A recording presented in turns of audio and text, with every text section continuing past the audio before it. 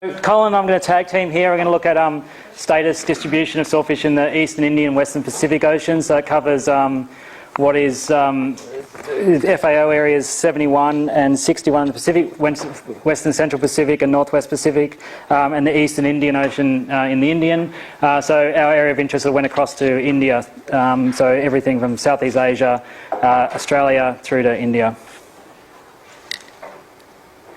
We're dealing with 4 species. Pristis clavata, the dwarf sawfish, which Colin will talk about, because despite a lot of reports from outside of Australia, it's never been confirmed. There's no records, there's really no support for that occurs outside of Australia. So we should think of it as an Australian endemic until we can verify that, but suspicions are that it is an Australian endemic. Apologies to Vincent and the team for using the old names, but we're talking about freshwater sawfish, what we call freshwater sawfish, Pristis microdon, or what we can call the Indo-West Pacific population of Pristis, greens and narrows. So those species that we'll be talking about here. So starting that with, I'm going to look at the region. Is there a winner?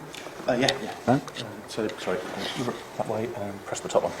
Cool. Okay, so I'm going to talk about everything excluding Australia. So I'm going to talk about the Eastern Indian, Western Pacific, with the exception of Australia. And we've done that, we split it out because there really is big differences between the status and situation in Australia versus the rest of this region here. So with Pristis, ignore these question marks on this map, so we're focusing on this area. Used to be or formerly widespread throughout Southeast Asia, across to India, known from several major river systems in the region, in New Guinea, places like the Fly River, in Borneo, as well, places throughout Southeast Asia and Indonesia, Sumatra, places like that. All populations are probably severely depleted within the Southeast Asian region outside of Australia. Green sawfish. This is we've heard a lot about a sawfish being inshore coastal species, shallow water. There are records though of some species in deeper water, certainly off Australia. There's records of green sawfish in 70 metres, so we're not sure if that's widespread throughout the region, that it can occur in deeper water as well, but it may be a bit offshore occurring as well. Historical accounts stating various things like fairly common in India. It's difficult to put numbers or sort of too much emphasis on that because we don't really know what the basis for that fairly common was in the 1870s in India. But information is there. It's the same sort of stuff that's there, that it used to be, the species used to be common, it used to be widespread, and they're not in areas that they formerly were. And finally, the narrow sawfish, again, probably extinct in parts of its range, but again, we're dealing with high uncertainty, which is.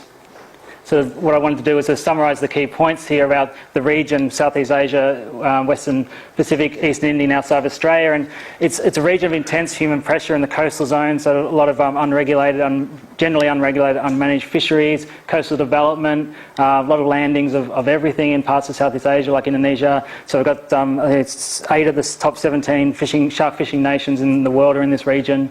So in terms of sawfish, a high degree of uncertainty. We don't have the data, but we know they've disappeared from various places or declined.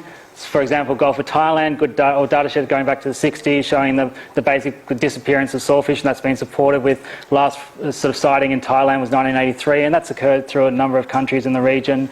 If you look at some recent work, Will White, CSIRO and other partners did big market surveys in Indonesia, which have gone on for over 11 years now. 60,000 plus chondrichthyans have been examined, and there's 2 sawfish found. And these were believed to have come from the Arafura Sea rather than coastal areas of Indonesia, where that fishery is operating. So that's the sort of area between northern Australia and Indonesia, eastern Indonesia. And Matthew's talking about in the trade, the narrow sawfish coming from Indonesia or being marketed in Indonesia. That's certainly coming from outside the coastal areas of Indonesia, certainly coming from places like the Arafura or Timor Seas, or even wider again.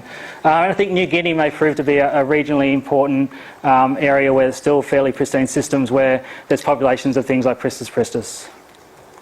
And there's a little bit more information on that species in terms of declines. We know it utilises freshwater and marine habitats. Freshwater stages mean it's a bit more susceptible to habitat loss and modification.